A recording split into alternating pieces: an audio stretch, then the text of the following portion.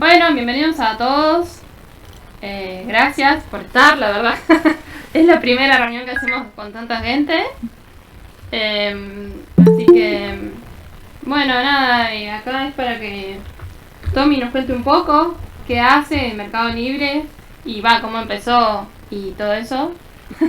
Cómo empezó en la disciplina y todo eso, porque según vi en tu LinkedIn, vos estudiaste marketing digital en Coder House, nada que ver. Bueno, sí, antes que nada ya estuvimos saludando, pero también saludar a cada uno de los que se sumaron. Para mí es un flash que seamos tantos, no me considero tan importante ni interesante como para que haya tanta gente en una llamada, pero bueno, las chicas hacen un gran laburo ahí, Jo y Cami, así que el mérito es de ellas. En ese sentido, en relación a lo que preguntaba sobre mi experiencia previa, yo empecé estudiando comunicación social en la Universidad de Buenos Aires, hice 4 años, el CBC y 3 años de la carrera, y ya cuando estaba transitando ese tercer año me empecé a sentir como un poco quizás incómodo en cuanto a la búsqueda. Yo quizás me relaciono más con lo digital, me interesa más todo el mundo de las redes, las plataformas, y la carrera en ese sentido no me estaba brindando eso que yo buscaba. Fue a partir de eso que empecé a indagar un poco en distintos cursos relacionados a el marketing digital, como mencionabas vos recién, Jo, en Coder House. También hice el curso de SEO, de Google Analytics, para poder profundizar un poco en estas nuevas herramientas y bueno, a poquito ir también complementando ese bagaje académico que tiene UBA, pero que quizás no tiene tanto desde lo práctico, desde las herramientas más bien digitales. Y Sí, ya sí. después también, Te en entiendo, 2000, perdón, te entiendo porque yo también estoy en sociales y es súper teórico, es como que está muy enfocado en la investigación, más que otra cosa. Y No pasa en sociales, solamente. sí, no, igual en sociales yo estoy hace 6 años, en 2015, y también tengo el mismo problema, es como que es súper teórico y es súper enfocado en la investigación, de como que vos salís de ahí siendo investigador de CONICET, pero si te querés dedicar a otra cosa, como que no.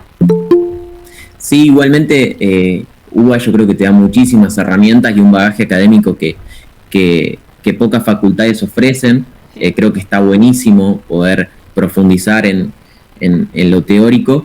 Pero bueno, al mismo tiempo, en mi caso particular, la búsqueda que tengo no era tan afín quizás a lo que me estaba ofreciendo la carrera, y fue ahí también cuando decidí cambiarme y en paralelo empecé a estudiar comunicación digital e interactiva en UADE en 2020, y desde entonces que abandoné UBA y me pasé a la facultad privada, pero que por suerte también es mucho más afín a lo que busco, a mis intereses, y bueno, estoy disfrutando mucho la carrera que estoy haciendo ahí.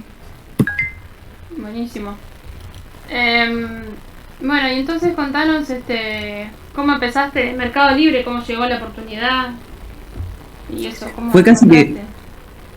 Sí, fue casi que de casualidad. En realidad estaba andando, buceando un poco entre búsquedas de LinkedIn, y hacía rato estaba buscando insertarme en el mundo laboral. Yo hasta entonces los proyectos en los que había participado eran más bien personales. Por un lado, Sostan Meeting, que es un medio de enfoque cultural que hacemos entre amigos desde redes sociales, y a la vez también Ruda, que fue una fiesta que gestamos con el mismo equipo de Sostan Beatle, con el objetivo de romper con los TIL de los boliches hegemónicos, y de hacer de la pista de baile un espacio de expresión, de encuentro, en el que no importa tanto cómo te vestís, ni si tenés plata o no para pagar una entrada, sino ir y divertirte. También hicimos Elemento, que es un festival multidisciplinario, y bueno, y hasta entonces eso, yo la experiencia que tenía eran proyectos personales, y no me imaginaba trabajando en una oficina, pero bueno, llegó un punto en el que dije, che, es momento de agarrar la pala, y bueno, ahí di con LinkedIn con una búsqueda de Mercado Libre, me postulé, tuve la suerte de quedar seleccionado, y bueno, y tuve que enfrentarme a todo ese proceso, primeramente de entrevistas, fueron 3 entrevistas, también resolver un ejercicio práctico, y Y bueno, fue eso, llegué de casualidad y sin haber profundizado antes en UX como lo hice después en la práctica, aunque casi que de manera inconsciente siempre estuvo el UX en lo que hice, porque, bueno, Sostan Beetle nació cuando yo tenía 15 años, y lo que hice fue gestar básicamente una revista digital y trabajar la plataforma, después las redes sociales y demás. Estaba íntimamente ligado con la escritura digital y tratábamos de guiarnos siempre por patrones de lectura, la accesibilidad, y creo que ese es un poco también lo que me permitió después entrar en el Mercado Libre también, ¿no? Claro, sí, es lo que lo que hablábamos ayer con Cami, que sos muy joven, o sea, tenés 23 años, ¿no? Sí, tengo 23 años. Bueno, por eso que a los 15 años empezaste con Sostan Beetle y ahora tenés 23 años y estás en el Mercado Libre, es como una locura. Yo tengo 34, mirá, y todavía sigo buscando mi primer puesto laboral, más o menos, así serio, que digamos, No, pero bueno, creo que también es otra época, ¿no? Yo soy de otra época, yo tampoco que soy de los 70, pero bueno, creo que cuando yo terminé el secundario no había tantas ofertas, la verdad, la que había eran carreras tradicionales, más que nada. Estoy como vos, dice ahí, panda friend. Sí, o sea, yo terminé en el 2004 y había como esas carreras tradicionales de estudiar medicina, estudiar contador o no sé, ponete como, ay, qué locura estudiar publicidad. Y yo empecé en la UCA y la UCA también, el mismo problema, súper teórica, y a mí siempre me gustaron más las cosas prácticas, entonces en la UCA fui como rotando en facultades, porque en la UCA no, después en la UADE tampoco, después hice como lo más loco, así border que había en el 2009, era hacer como un curso de dirección de arte en la Asociación Argentina de Agencias de Publicidad, la AP, y eso fue como, uy, qué border que soy, que estoy estudiando esto. Y en el 2009, después, bueno, yo tengo una hija, quedé embarazada, y nada, bla, en fin, no estamos hablando de mí. Pero digo que hoy en día es como más fácil, porque con el advenimiento de internet y todos los últimos 10 años, la verdad, porque desde el 2010, ahora, 10, 11 años. Sí, sin dudas, ahí, independientemente de la edad que cada uno tenga, creo que lo más importante siempre es buscar, insistir, no dejar de hacerlo. Sí.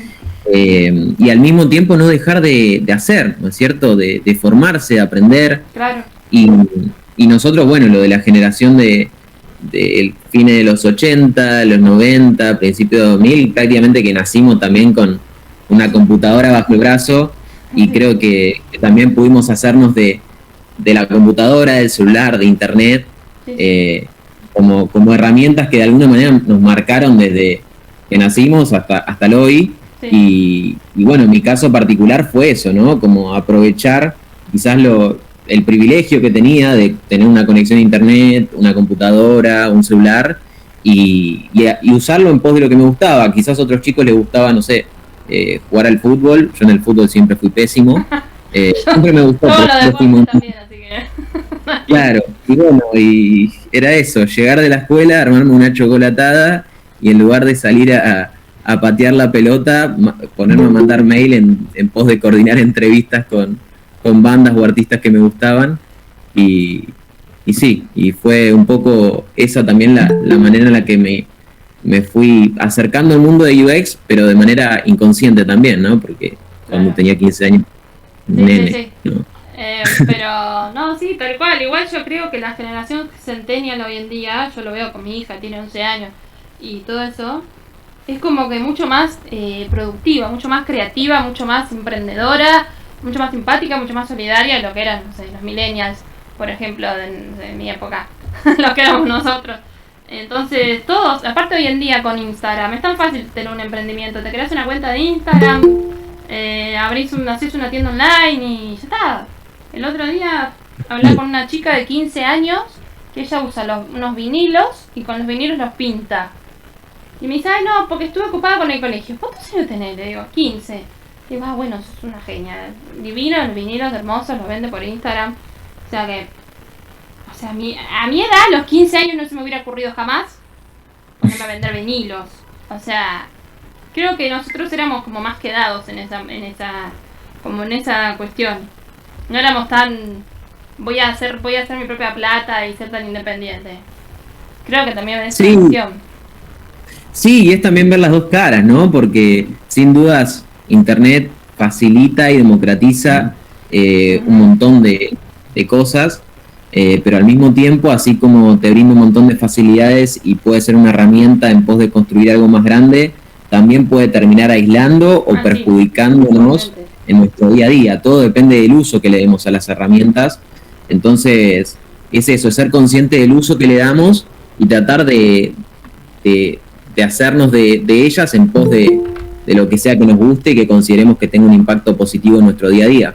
Sí, por supuesto, coincido con vos, pero yo creo que más que nada ahora con la cuarentena y con la pandemia y todo esto, cantidad de cursos y workshops y cosas y contenidos gratuitos que hay, que la verdad es impresionante. Yo soy súper curiosa, entonces hago cursos de todo. O sea, el año pasado, no sé, en la cuarentena me la pasé haciendo cursos, aparte, viste, para distraerte un poco también, no estar pensando en todo lo que es tremendo que está pasando. Así que entonces la verdad que es como otra cosa, es como que yo siento que los chicos hoy en día salen del colegio y no dicen me voy a poner a estudiar una carrera universitaria de 4 años. Porque aparte, como el futuro es tan volátil que voy a hacer 4 años, por ahí no sé qué hago mañana, entonces entonces es como que creo eso, es como un cambio generacional. Creo que han dado el cambio generacional de que, no sé, en mi cabeza, en la cabeza de mi familia era salir del colegio, estudiar una carrera universitaria. Y ahora no, tengo compañeros de Digital House, que yo el año pasado hice marketing digital de Digital House, que habían terminado el secundario y se metieron a estudiar en Digital House. O sea, no, ni siquiera en la cabeza de entrarles de ponerse a estudiar una carrera universitaria. Que no defenestro la universidad para nada, me parece perfecto para lo que yo quiera hacer, pero creo que es como que es otra idea, ¿no? Eso es lo que es lo que me parece. Sí, creo que eso es súper personal, pero al mismo tiempo creo que es muy importante que podamos entender al aprendizaje desde una mirada más universal o integral, ¿no es cierto? Dado por las distintas instancias de formación, que puede ser lo facultativo, no necesariamente meramente universitario, sino también, como decías vos recién, un curso, Sí. pero también puede ser lo laboral, los proyectos que uno hace, situaciones que nos atraviesan, porque al final no dejan de ser las experiencias las que nos hacen, tanto como personas como también como profesionales. Entonces, creo que sí, que hay que tratar de hacernos de las distintas instancias o herramientas que nos brinda el día a día, independientemente de cuál sea la institución o el momento, la situación que nos la brinde. Claro, sí, tal cual, coincido.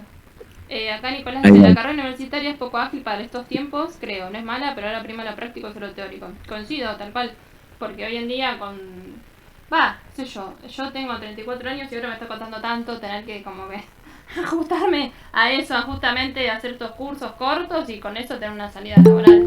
Y chao. Pero bueno, nada, contanos, divagamos, contanos un poco qué específicamente es lo que haces en Mercado Libre.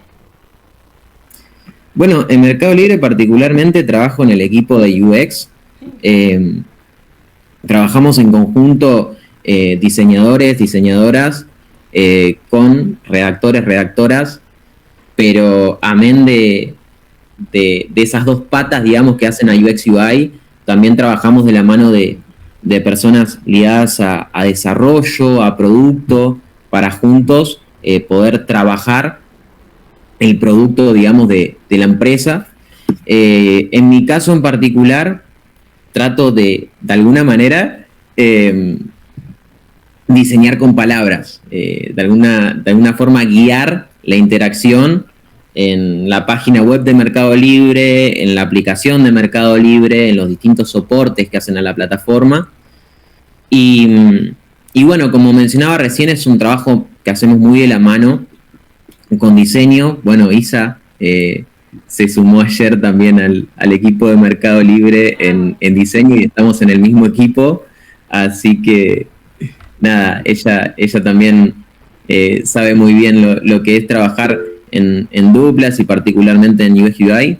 Ahí también está comentando Euge, está cambiando un montón el paradigma de estudiar, Sí. y IT está abriendo muchísimas puertas sin dudas, y creo que ese también es un poco el desafío al que nos enfrentamos como generación el también gestar un poco toda esa transformación, ¿no? Y ser parte y tratar de empujar. Y también creo que las empresas ahí tienen una responsabilidad muy grande, que es justamente empezar a tomar talento junior, analista, que creo que es súper importante también porque lo más difícil hoy es insertarse en el mundo laboral después de pasar por un curso, por una carrera.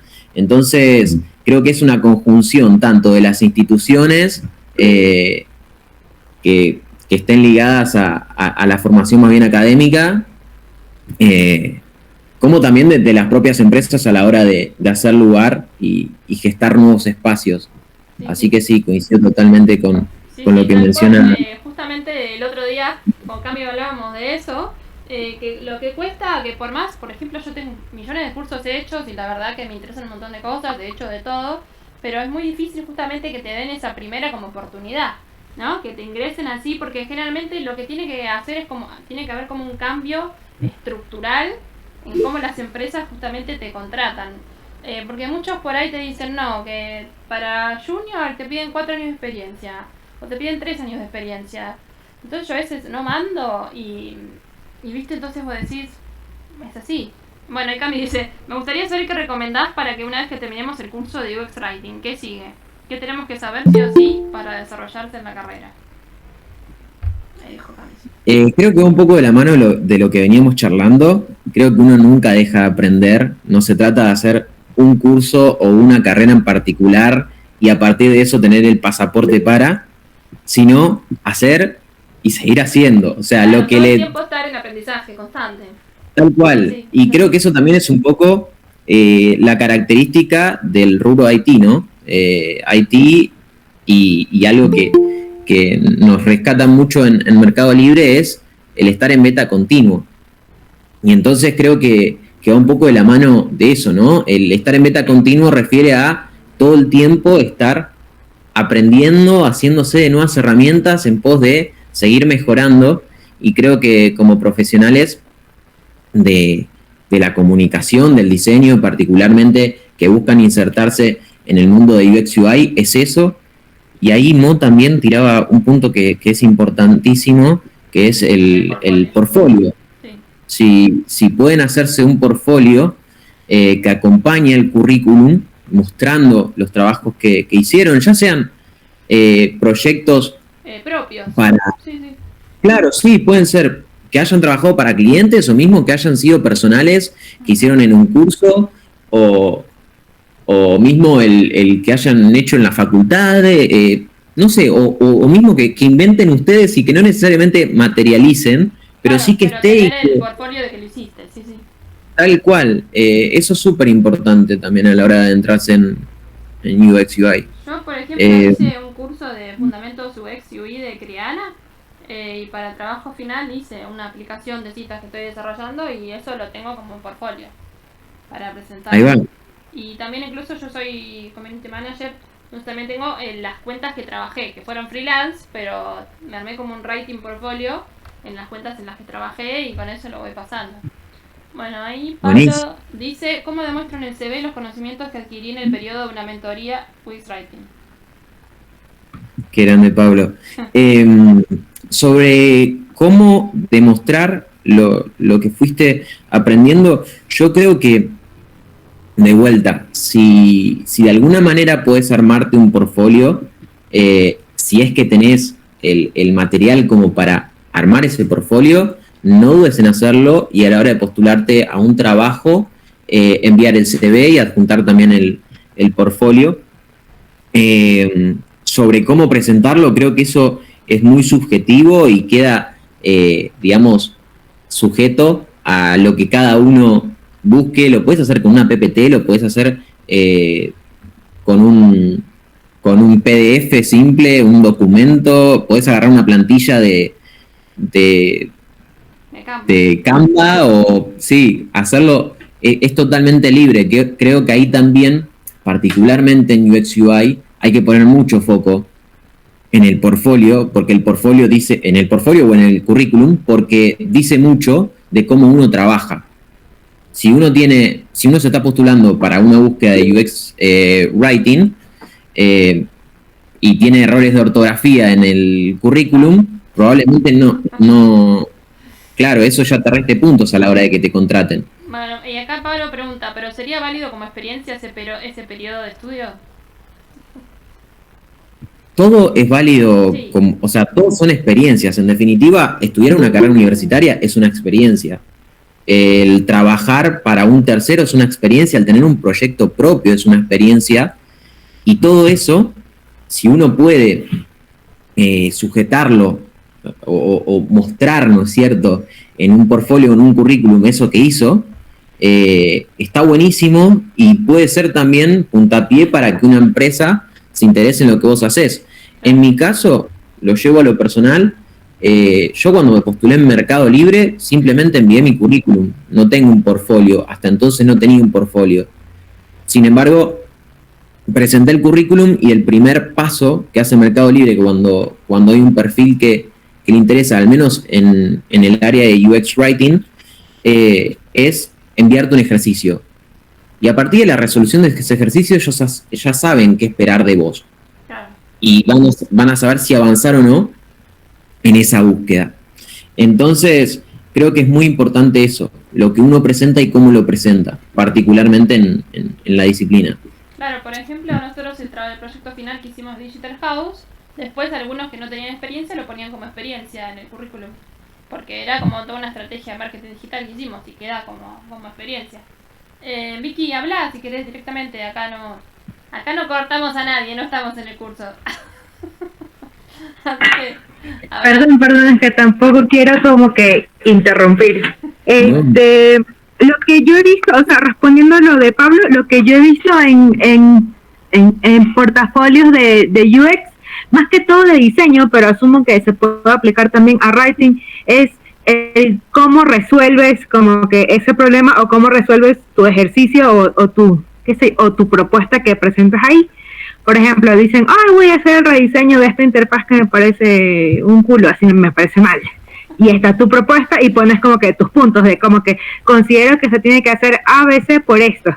Y ya, entonces digamos que no tienes experiencia, pero tienes, digamos, este proyecto, este trabajo de escuela o trabajo personal o algo que se te dio la gana por hacerlo y explicas, y en esa justificación, en esa argumentación, como que también explicas tu proceso de trabajo, o sea, cómo tú tomas decisiones, cómo tú tienes esa visión de trabajo y por qué tú consideras que eso es importante. Por ponerte un ejemplo, si ahorita, voy a ver, qué sé yo, accesibilidad en, no sé, el home de Mercado Libre, y haces ahí como que tu mini propuesta, y eso te sirve.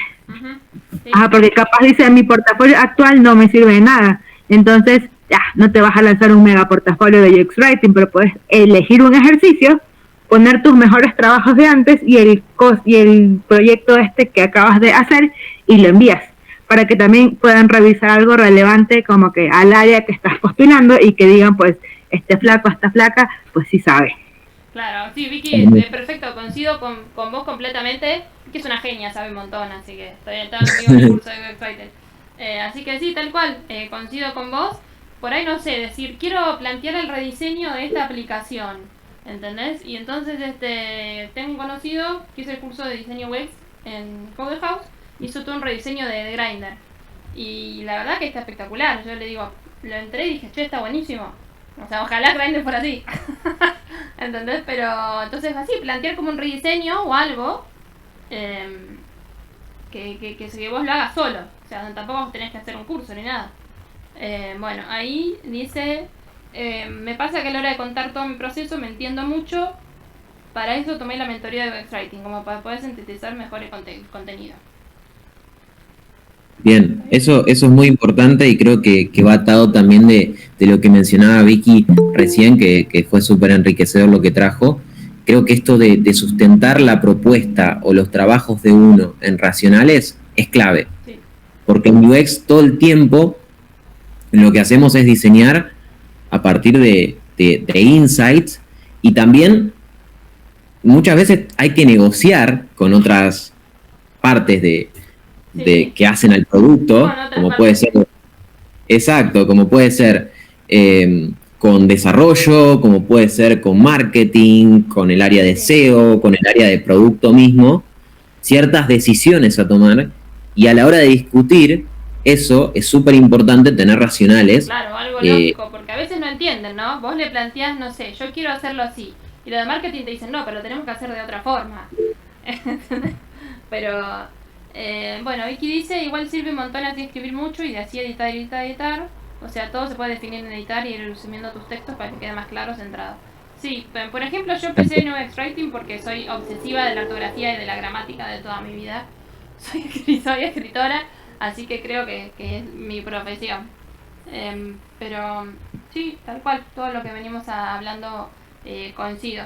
El otro día quería que debatamos un tema. El otro día en Coder House tuvimos una clase de como de UX con empatía de género. Con empatía de género y así inclusivo y todo. Entonces tuvo un debate, se armó. Que en verdad no pudimos armar mucho debate porque es como que no nos deja mucho hablar el profesor, que yo siempre intervengo, pero bueno. Entonces justamente te quería preguntar eso. Porque el otro día estábamos viendo lo complicado que es como desandar esa estructura que tenemos de plantear todo en el masculino, ¿no? Entonces, por ejemplo, te esperamos todos. O los, qué sé yo. Y entonces, ¿vos tenés en cuenta eso cuando escribís en UX Writing? Porque a mí la verdad que me costó un montón. Nosotros hicimos un ejercicio y es difícil pensar en no ponerlo en masculino o incluir a todo el mundo. ¿Qué opinás vos? Sí, sin dudas es difícil romper quizás con las estructuras gramaticales que estamos acostumbrados a expresarnos y que está atravesada sin duda por una cultura o por ciertos patrones machistas, sí. Y que creo que está buenísimo que se estén dando este tipo de debates y mismo de que se estén brindando nuevas herramientas a la hora de pensar tanto la comunicación como nuestro día a día. Uh-huh. Y en ese sentido creo que como redactores o redactoras UX, creo que es un poco ese el desafío al que nos enfrentamos, al de no caer en lo vago o en lo simple, sino también pensar un poco más y tratar de darle una vuelta de rosca a eso que escribimos, en pos de que no haya ninguna persona que se sienta aludida, claro, a partir del mensaje que estamos transmitiendo. Sí. Creo que hay que tomarlo como eso, como un desafío más que como un obstáculo, ¿no? Y nosotros en el día a día lo tenemos súper en cuenta y en todo lo que hacemos tratamos de comunicar con empatía de género, y creo que también está bueno para aplicarlo en el día a día. Mucho se debate sobre el uso de la X, la E. Uh-huh. Creo que el lenguaje no sexista está súper porque es como algo que concilia entre las personas que a lo mejor se resisten al uso de la X o de la E y las personas que promueven ese uso. Uh-huh. El lenguaje no sexista viene a conciliar esas dos partes y a decir, che, bueno, entendamos que estamos atravesados por una cultura machista, ¿qué podemos hacer en pos de cambiarlo y de que nadie se sienta aludido a la hora de comunicar o transmitir un mensaje? Creo que a la vez es algo súper personal. Seguramente acá haya opiniones divergentes y creo que también está bueno justamente fomentar el debate. Así que si alguien quiere sumar o comentar algo, si siéntase libre también. Opinar, adelante, no hay ningún problema. Justamente el otro día en el curso, lo que hablábamos justamente de eso, es que, por ejemplo, para la gente que tiene discapacidades visuales, si vos escribís una web con E o con X o con arroba, el lector de pantalla no puede leer esa letra, te la lee como arroba, entonces no, como que no lo lee bien. Hicimos un ejercicio y fue muy gracioso. Y entonces también qué difícil es. Qué difícil es, porque a veces yo le quiero explicar a la gente qué es la disciplina y no me entienden. Entonces como que es programar, es un montón de cosas. Porque tenés que tener en cuenta, primero, la empatía justamente de género. Después tenés que tener en cuenta la accesibilidad. Porque todas las personas que quieran acceder a tu sitio o a tu aplicación o a lo que sea, y tiene que ser como accesible para todos, que tiene que ser más sencillo. El otro día estaba haciendo un curso de diseñando con accesibilidad de Uxel. No sé si lo conocen. Es una página muy buena. Y justamente había cosas que yo no tenía ni la menor idea, porque bueno, uno sabe, dice, bueno, gente con discapacidades visuales, gente con discapacidades auditivas, ¿no? Pero también hay mucha gente que tiene otro tipo de discapacidad que se llaman temporales, como por ejemplo maternidad reciente, o si tenés ansiedad, o por ejemplo si estás enfermo incluso. Si estás enfermo es una discapacidad temporal que vos estás teniendo, porque en ese momento no estás en la, como se dice, me sale en inglés, como en el full of your capacities, como en la totalidad de tus capacidades. Entonces también como diseñar para esos momentos, como por ejemplo hay una unidad que es diseñar para trastornos de ansiedad. Y eso también es como súper interesante porque decís, mirá, no tenía la menor idea de esto. Y también depende mucho como de psicología, ¿no? De tener empatía con el usuario y qué es lo que el usuario quiere y que no se frustre y que su experiencia siempre sea la mejor. Entonces es complicado. Pero bueno. Sí, tal cual. Creo que ahí marcaste algo que está bueno resaltar, y es esto de que UX UI es una disciplina súper diversa. Sí. Y de alguna manera hace de la diversidad su riqueza, ¿no? Como que yo lo que veo en el equipo de Mercado Libre es que particularmente en el área de contenidos hay, por ejemplo, personas que estudiaron comunicación, otras que estudiaron historia, filosofía, psicología. Sí. Al mismo tiempo, si vamos al plano del diseño, está la persona que estudió diseño gráfico, está la persona que estudió diseño multimedial, está la persona que estudió diseño de imagen y sonido. Entonces, es súper diverso y creo que de esa diversidad se nutre un montón la disciplina y que por eso también está en constante aprendizaje y tratando cada cual de aportar desde su lugar, con su bagaje, en pos de construir una experiencia superadora, ¿no? Sí. Ahí Nico Arévalo comenta, depende también de quién te pide el trabajo que puedas utilizar el lenguaje inclusivo o también del target con el... Sí, sin dudas. El lenguaje inclusivo, ahí, antes que nada, aprovecho para diferenciar. Una cosa es el lenguaje inclusivo y otra cosa es el lenguaje no sexista. Sí. Muchas veces, hoy el lenguaje inclusivo quizás está asociado al uso de la X o de la E, y por el contrario el lenguaje no sexista no hace uso de la X o de la E, sino que trata de reformular lo dicho de manera tal que no se recaiga en lo binario, en lo masculino o femenino. Es decir, y cambiarlo de alguna forma. Exacto, en lugar de decir bienvenido, que sería lo que tradicionalmente podrías encontrar en una página web, no decir bienvenide o bienvenidex con la X, que eso sería el lenguaje inclusivo, Sí. sino decir te damos la bienvenida, Claro, que eso sería el lenguaje no sexista. Tal cual. Exacto, Claro, se tratar de excede cambiar a lo la binario. frase. Sí, y en ese sentido, sin dudas, depende mucho de el target al que uno esté comunicando, de la persona o proyecto o empresa para el que esté trabajando.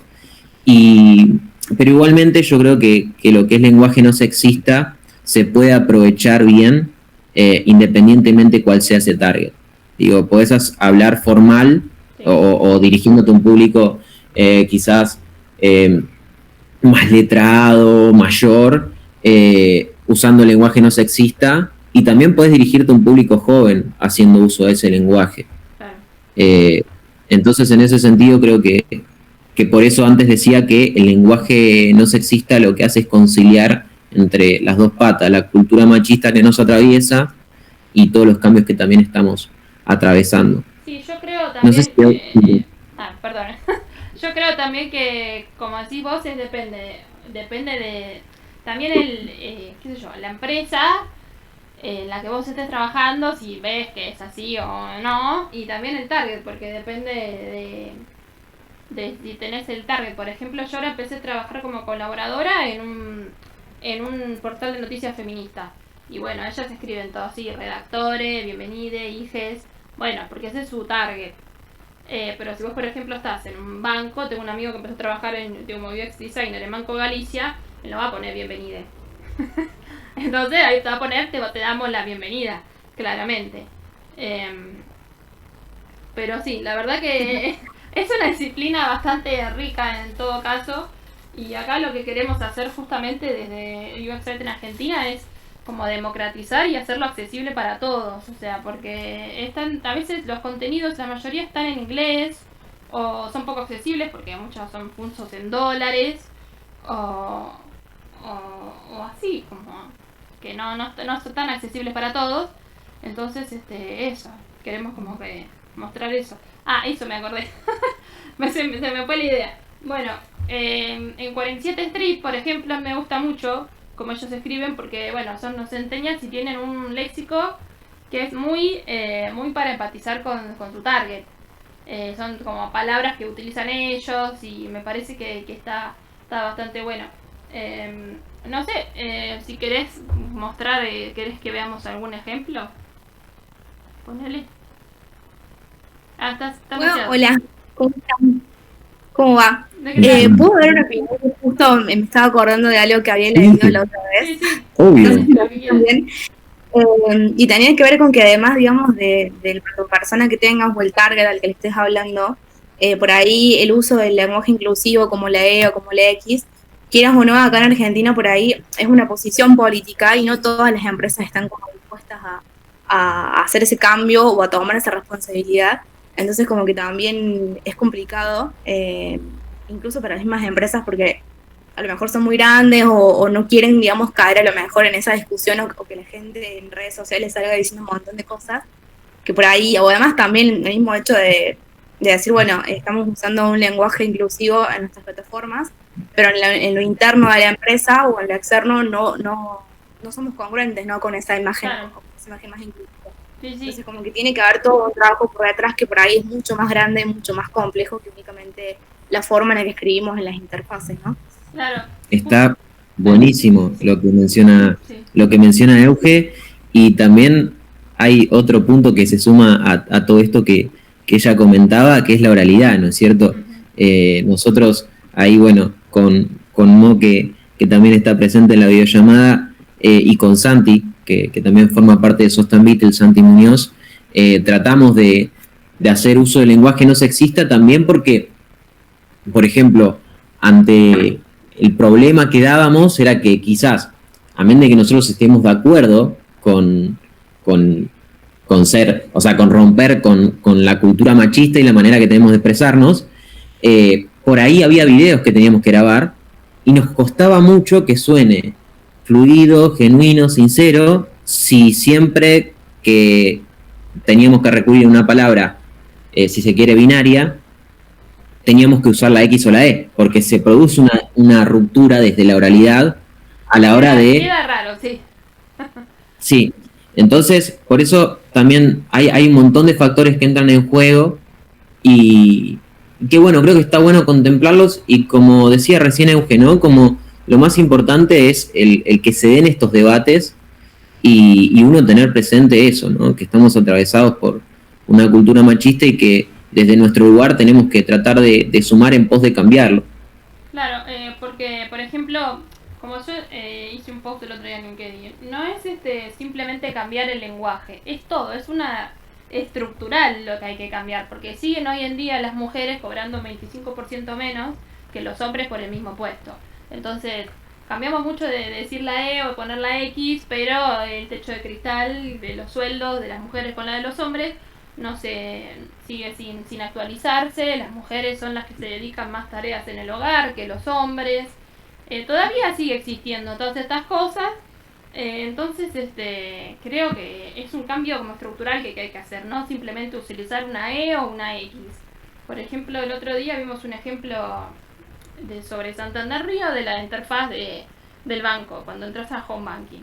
Entonces supuestamente decía te damos la bienvenida, pero en el dibujo estaba la mujer con el celular como boludeando y el hombre trabajando. Entonces ahí estamos perpetuando el mismo machismo, porque el hombre trabaja y la mujer boludea. ¿Entendés? Entonces no es simplemente cambiar o tener empatía cuando uno escribe, es en todo, es cambiar en la raíz. Este año recién, por ejemplo, empezaron con lo del Día de la Niñez, ¿no? Me mandaron otro día un mail de Stock Center, Día de la Niñez, y abajo hombres y mujeres. Ponelo, sé más coherente. O sea, falta como todavía eso. La coherencia, creo, hoy en día. Sí, sin duda, sí. Después también lo cierto es que hay muchas cosas chiquitas que uno va dando y que va tratando de hacer el cambio, pero sigue estando. Por ejemplo, yo, para traer un ejemplo concreto de cositas que estuvimos trabajando en Mercado Libre, por ejemplo, yo trabajo para la vertical de vehículos, inmuebles y servicios, dentro de lo que es la plataforma. Si ustedes entran en Mercado Libre van a ver que hay un montón de categorías. Sí. Y yo trabajo particularmente para esas tres, y muchas veces nos pasaba que se hablaba de el vendedor, el comprador, como si el único que... No tuvieran auto. Claro, como si la mujer no podría comprar o vender un vehículo o un inmueble o un servicio. Y entonces ahí también fue, no, esto está mal.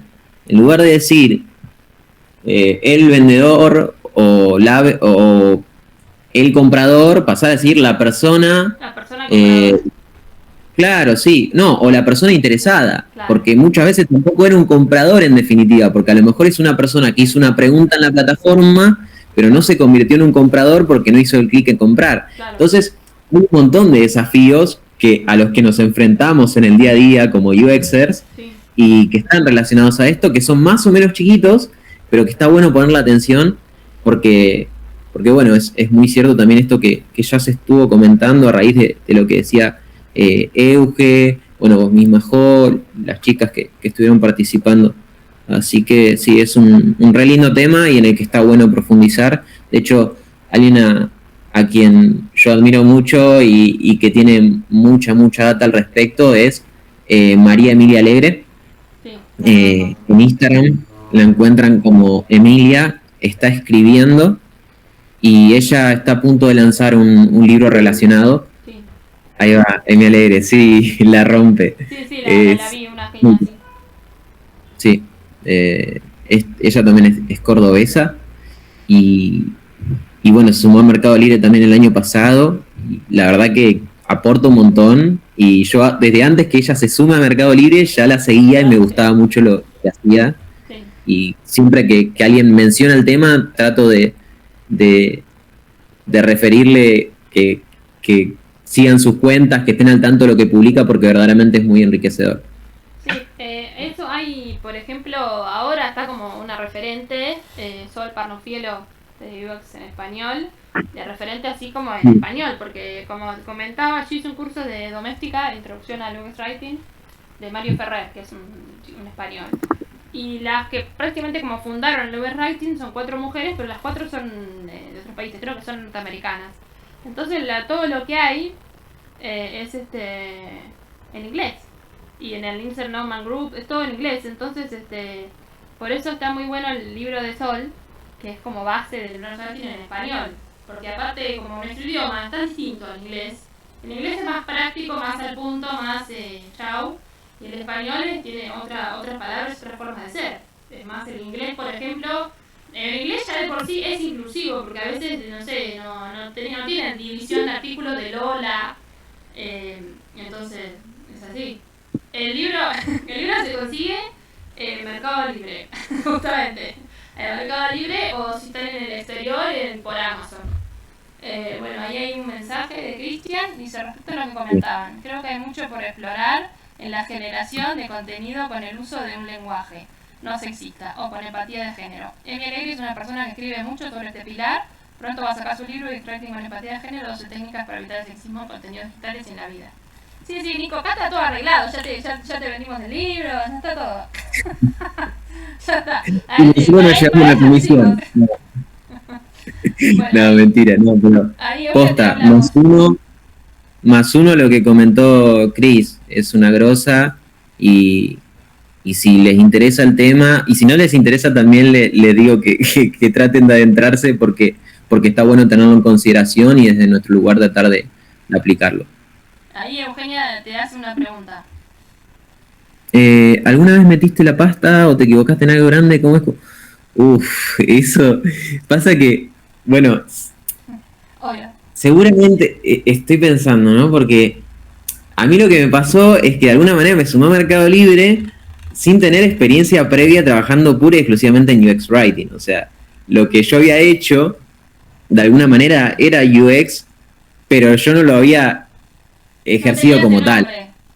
Claro, no lo interpretaba como tal, y aparte era siempre en relación a lo que hacía yo. Entonces como que era mi criterio, y también nunca lo había hecho en una empresa para un tercero en relación de dependencia, y de repente estaba haciéndolo para Mercado Libre, que para mí era un desafío muy grande.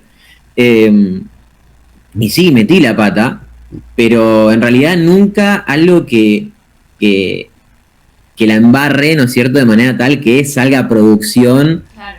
A producción me refiero a que se productivice o que se vea reflejado en la página web, porque hay algo que hace a la disciplina, que es el feedback.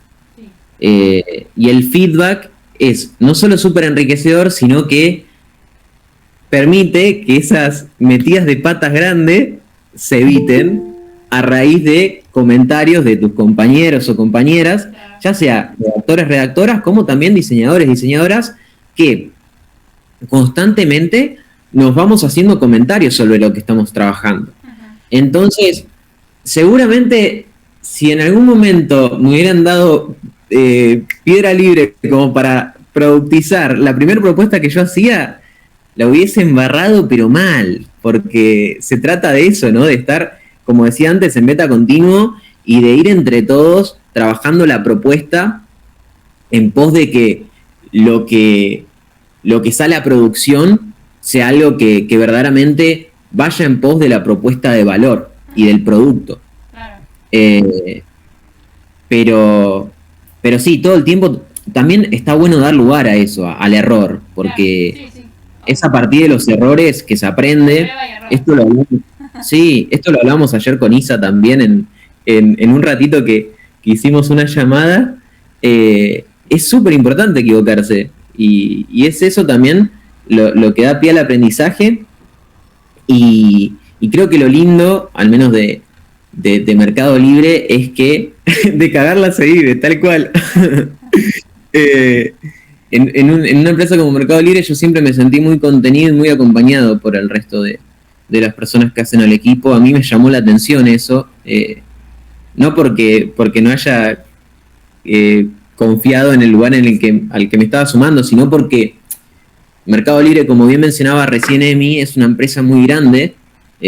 Yo cuando me sumé éramos casi 10.000 empleados, hoy somos 24.000. En un año se duplicó la cantidad de personas que trabajan en pos de Mercado Libre. Y siendo un equipo tan grande, no pensé que me iba a encontrar con algo tan humano, tan genuino, tan sincero, con un ida y vuelta tan cercano con las personas con las que uno trabaja. Y en definitiva es también eso lo que lleva al aprendizaje y al crecimiento tanto personal de cada uno como colectivo también. Claro, así que no sé si respondí a tu pregunta, Euge, pero sabe que... Perdón, estaba pensando que nos contaras más o menos qué haces en un día de trabajo, cómo es tu rutina de trabajo. Bien, un día de trabajo, bueno, yo particularmente trabajo de 9 de la mañana a 18, hasta las 6 de la tarde. Tenemos en el medio una hora de almuerzo, y como trabajamos generalmente con otros equipos o con duplas, como decía antes, trabajamos muy de la mano con diseño, pero también conversamos todo el tiempo con desarrollo, con producto, y lo que hacemos muchas veces tiene impacto no solo en Argentina, que es en mi caso donde estoy, sino también en Brasil, en México, en Chile, Uruguay. Solo Argentina. Claro, el trabajo que hacemos en el día a día es para los distintos sites. Es decir, yo a lo mejor trabajo una iniciativa, y esa iniciativa tengo que pensar cómo impactaría no solo en el sitio web de Mercado Libre Argentina, sino también en Brasil, en México, en Chile, Uruguay, Colombia. Claro, sí, particularmente en la pata de redacción tenemos que tener en consideración, por ejemplo, la manera de hablar, que no es la misma en Argentina, que hablamos con el voceo, con cómo estás, qué haces, sino también, o sea, por ejemplo, si vos lo llevas a Chile es ¿qué haces? Que es el neutro, como en gran parte de Latinoamérica, pero digo, hay un montón de cosas que hay que contemplar, pero volviendo a lo que les contaba, así como redactamos y trabajamos propuestas para los distintos países en los que está Mercado Libre, también trabajamos con personas que están en esos distintos países. Entonces, por ejemplo, yo trabajo con Isa, pero Isa está en Chile y ahora en Chile es una hora menos que en Argentina. Entonces, yo empiezo a las 9, que son las 8 de Isa, e Isa empieza a trabajar a las 10 Argentina. ¿Me explico? Es una discordancia. Claro, muchas veces es también, al trabajar con otros, es muchas veces coincidir también, y tu día depende, en cierto punto, de el coincidir con esos otros en ciertos espacios. ¿A qué me refiero? En el día a día hay muchas reuniones porque justamente en UX nos nutrimos mucho de eso, de ida y vuelta. Entonces estamos todo el tiempo trabajando de la mano de producto, de desarrollo, de diseño. Cuando no estamos en una reunión, estamos a lo mejor trabajando en una propuesta. ¿Qué implica trabajar en una propuesta? Particularmente como redactor, trabajar un brief, a partir de ese brief poder entender el contexto en el que se está trabajando la iniciativa, el objetivo, qué vamos a hacer, qué métricas queremos mover, porque eso es lo que de alguna manera sostiene a la iniciativa.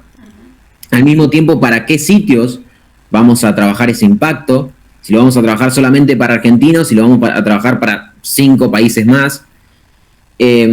Y una vez que uno tiene bien en claro el brief, y ese brief también lo abrió el resto del equipo dio feedback, estamos todos seguros de tener la misma foto. Con la misma foto me refiero al mismo contexto sobre lo que vamos a trabajar y cómo vamos a hacerlo, y estar todos alineados con eso, recién ahí se trabaja la propuesta. Que, al igual que en otras empresas u otros proyectos, en Mercado Libre tenemos un poco esta idea del content first, ¿no es cierto? Primero redactamos, primero pensamos lo que refiere a contenidos y después se trabaja diseño, no primero el diseño y después el contenido. Obviamente esto es una conversación constante entre los dos equipos, entonces no es que a lo mejor yo hoy trabajo el contenido y en 15 días el diseñador va a trabajar el diseño, sino que se da en el día a día, en el ida y vuelta, que se van nutriendo una propuesta y la otra, pero siempre priorizando lo que se quiere contar, el mensaje que queremos transmitir. Entonces, y para ya ir resumiendo, es un poco eso.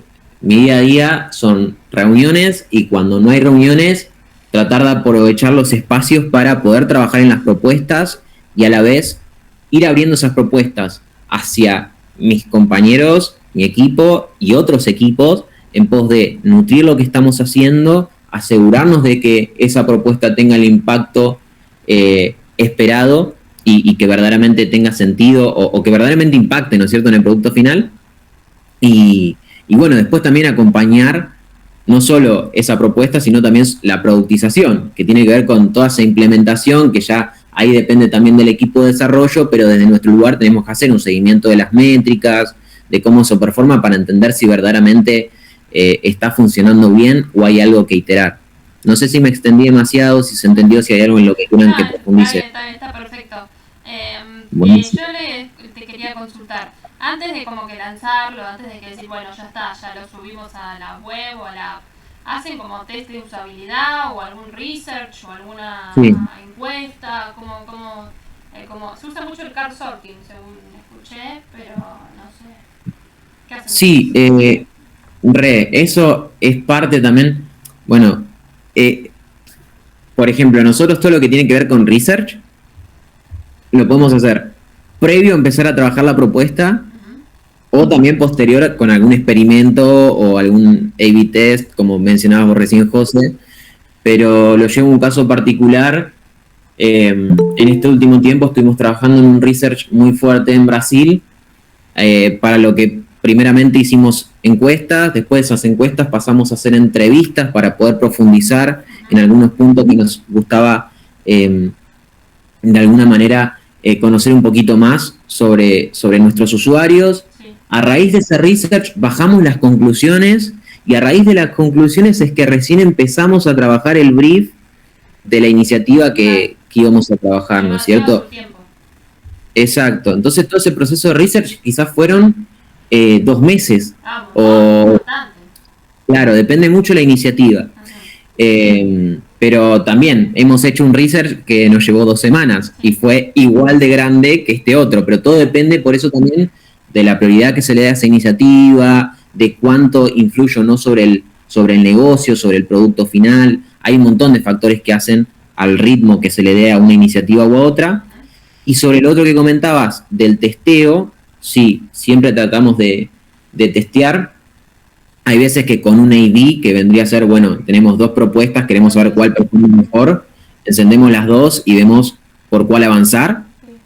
Hay otras ocasiones en las que quizás lo que hacemos es más bien encender de a poco el experimento, que sea progresivo, ese encendido, esa productización del experimento, y a raíz de que vemos cómo los usuarios reaccionan a eso, o damos marcha atrás o le damos para adelante.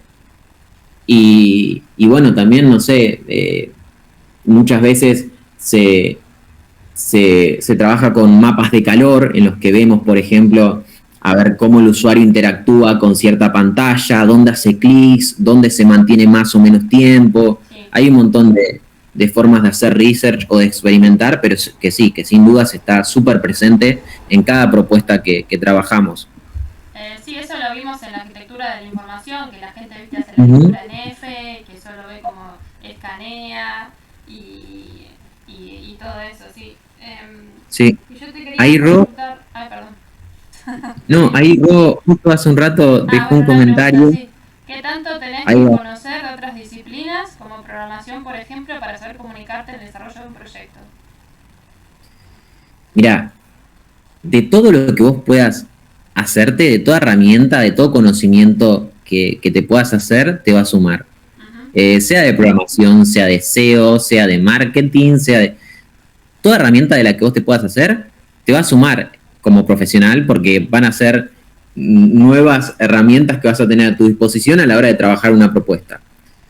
Particularmente programación, por ejemplo, no es algo que sea súper necesario o indispensable a la hora de adentrarte en UX. Yo, por ejemplo, cuando me sumé a Mercado Libre, no tenía ni idea de programación. Tenía 0 conocimientos en programación. Después me fui adentrando y de a poquito, gracias a la facultad, donde mencionaba recién que estoy estudiando comunicación digital interactiva en UADE, y una de las materias que tenemos es programación 1 y otra de las materias es programación 2.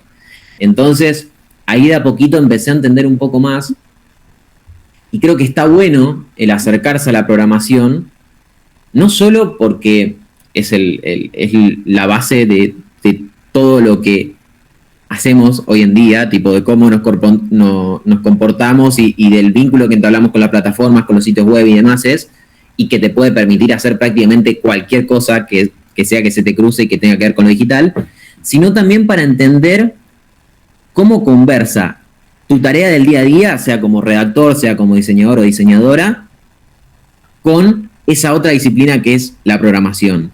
Es decir, yo no sé si me pondría a estudiar programación a fondo. Ojalá, me encantaría en algún día ser un capo en programación, cosa que no creo porque no es mi especialidad, pero sí me parece que está bueno tener al menos conocimientos básicos para entender qué se puede hacer desde la programación y cómo puede sumarle a la hora de hacer lo que uno hace.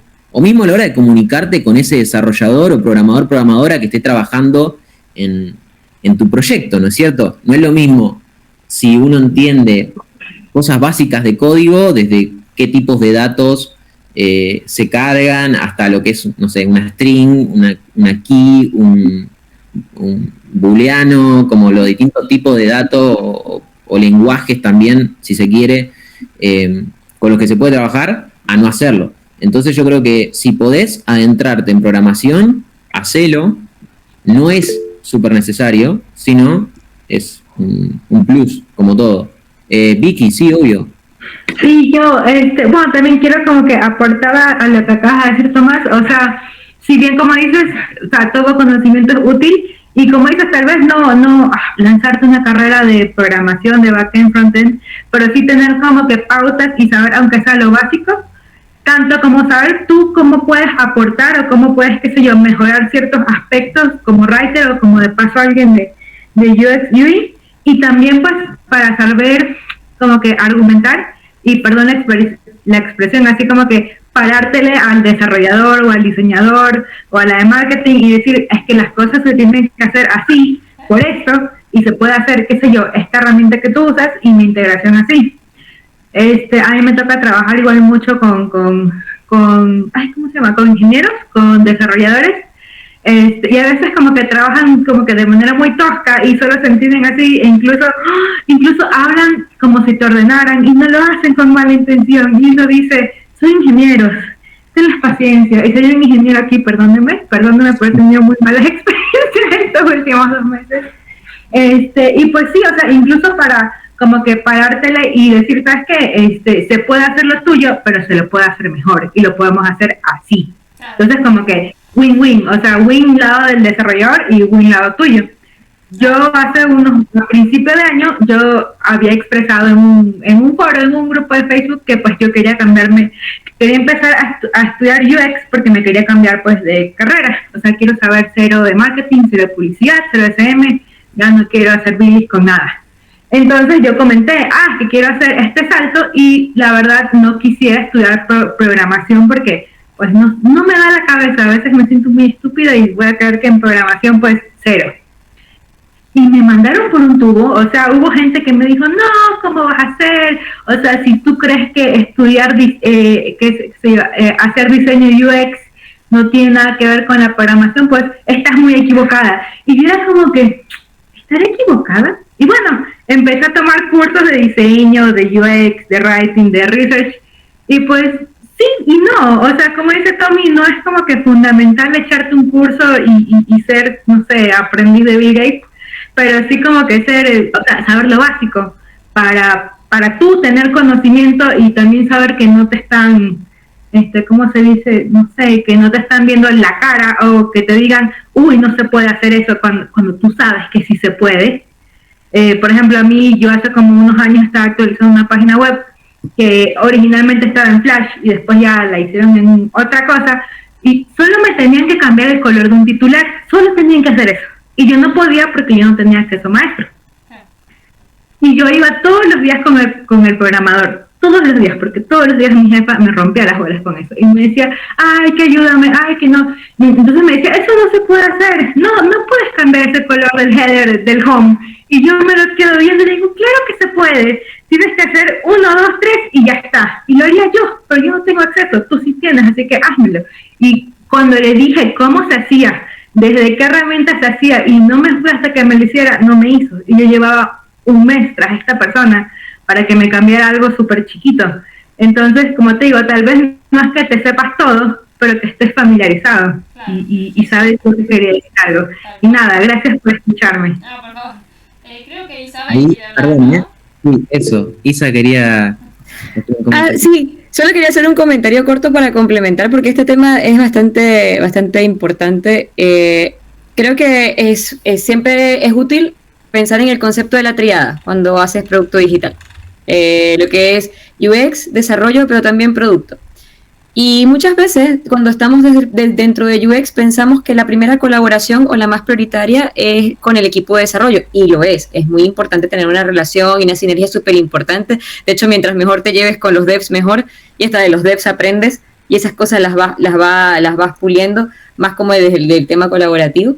Pero con la gente de producto también es muy importante ser empáticos, porque muchas veces el UX se va hacia el lado full foco usuario, y debemos recordar que siempre debemos resolver un objetivo de negocio con el mejor approach para los usuarios, pero para que también haya retorno de inversión para la compañía, y eso lo tiene el lado de producto. Entonces es siempre importante pues tener ese tema de compartir el significado de las métricas, no solamente de la actitud o de lo que el cliente te dice, sino también de su comportamiento, de lo que hace y cómo eso se correlaciona con los objetivos de negocio. O sea, y eso también te ayuda a evangelizar mucho desde el punto de UX en una compañía grande, porque si tú, por ejemplo, le hablas de la facilidad de uso y cómo eso te afecta a la conversión, que es una métrica dura que la ven más los de producto, entonces entiendes, por ejemplo, mira, aquí UX es importante lo que estamos haciendo en esta parte en particular, ¿no? O sea, ese concepto de la triada es importante y si piensas en otras disciplinas, pues meterte del lado del producto también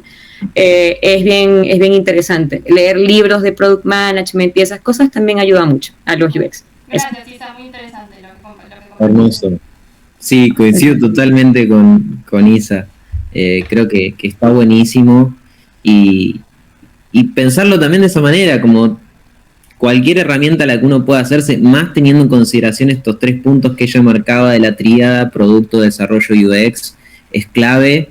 Y a mí, por ejemplo, también me pasó que yo hice el curso de SEO en Coder House y no sabía si iba a aplicar SEO en UX UI. Y de repente me tocó trabajar una iniciativa de SEO para Brasil en la que de repente había un montón de palabras que teníamos que tener en consideración a la hora de armar una landing. Y bueno, y ahí fue retomar un poco lo que había visto en ese curso, que no era de UX UI, sino que era de SEO, otra cosa que a simple vista uno puede pensar que nada que ver, pero que en realidad termina interfiriendo porque, como justamente también hablábamos antes, UX UI es un área muy, muy rica y de la que se nutre un montón de otras disciplinas o aristas que hacen a IT o bueno, al mundo de lo digital. Sí, tal cual, coincido. Siempre hay que saber un poco de todo, es lo que yo hago. Es lo que yo hago, aprender un poco de todo para después aplicarlo. Decís, bueno, mira, este curso que hice una vez, capaz de acá me sirve para aplicarlo. Sí. Bueno, no sé si alguien quiere decir alguna otra consulta, alguna otra pregunta, no sé, algo, no sé. Bueno, nosotros, los que quieran, me pueden hablar a mi LinkedIn o al grupo de UX Writing y les paso un certificado, que uno carnet. Así que, un certificado de asistencia al webinar. Así que, bueno, nada. Si tenés algo más para decir, Tommy, o ya cerramos. Sí, acá menciona Pablo, a mí me pasó que en un test A/B de UX Writing, cumplía más un flujo lineal que evidenciaba métricas cuantitativas no tan provechosas para el microcopy. Bueno, ahí también, ese es como el gran desafío, ¿no? Cómo se concilia. Perdón, ahí hago una repregunta porque a lo mejor me estoy anticipando. Con microcopy ¿a qué te referís particularmente? O sea, ¿a la conversación con qué otra disciplina o dentro de UX con esas dos patas? No sé si lo estás diciendo, por ejemplo, en relación a algo que había una propuesta, por ejemplo, de marketing o de promoción o comunicación en redes sociales, por ejemplo, y lo que ustedes estaban armando, o cómo era ese diálogo. Hago esa pregunta para después. Ahí va, bien. Ahí va. Bueno. Perfecto. Creo que ahí es, por un lado, es súper importante el testear, pero al mismo tiempo es muy importante como tríada, UX, producto de desarrollo, cada cual hacer su parte y entre las 3 al mismo tiempo estar seguros con la propuesta que se está implementando y estar conformes con esa propuesta. Si hay un test IB que te dice, che, bueno, anda por la propuesta A y sin embargo vos esa propuesta te sigue haciendo ruido y bueno, seguí iterando. O sea, no salir con algo que no te termina de convencer o que hay algo que quizás no deja del todo conforme a alguna de las partes, sino tratar de llegar a algo que verdaderamente te deje conforme, porque si no, tarde o temprano puede que tengas que volantear de vuelta, ¿no? No sé ahí si Isa o José o mismo Euge, bueno, quien sea, quiere hacer algún comentario al respecto también, es eso, como abrirlo. Sí, yo creo que en marketing digital también se hace mucho el test A/B en post o en lo que sea y se prueba a ver cuál es el que tiene más rendimiento y el que le gusta más a la gente. O sea que yo creo que es como base hacer un test de todo.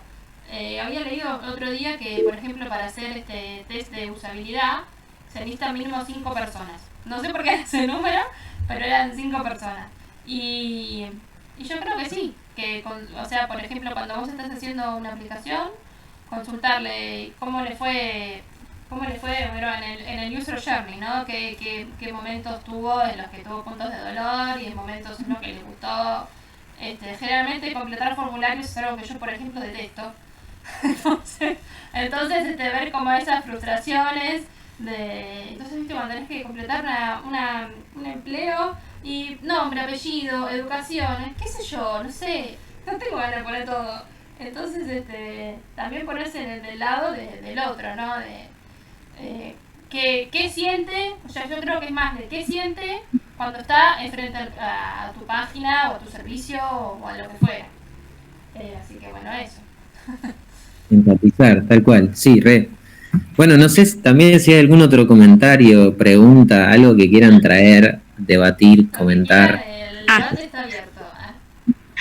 Esto del formulario me molesta mucho cuando me voy a postular a un trabajo y que me piden, o sea, la misma información del currículum en el formulario. O sea, o te envío el currículum o haceme llenar el formulario, pero no las dos cosas. O sea, no veo sentido que te pidan las dos cosas. Sí, en todos lados, porque encima te ponen solicitar con LinkedIn, y en LinkedIn te completa el nombre y el apellido nada más. Entonces, tenés que poner todo lo que hiciste, es un embole, la verdad. Creo que también es eso lo que tendrían que cambiar un poco, ¿no? Hacerlo como más sencillo, como, qué sé yo, no sé.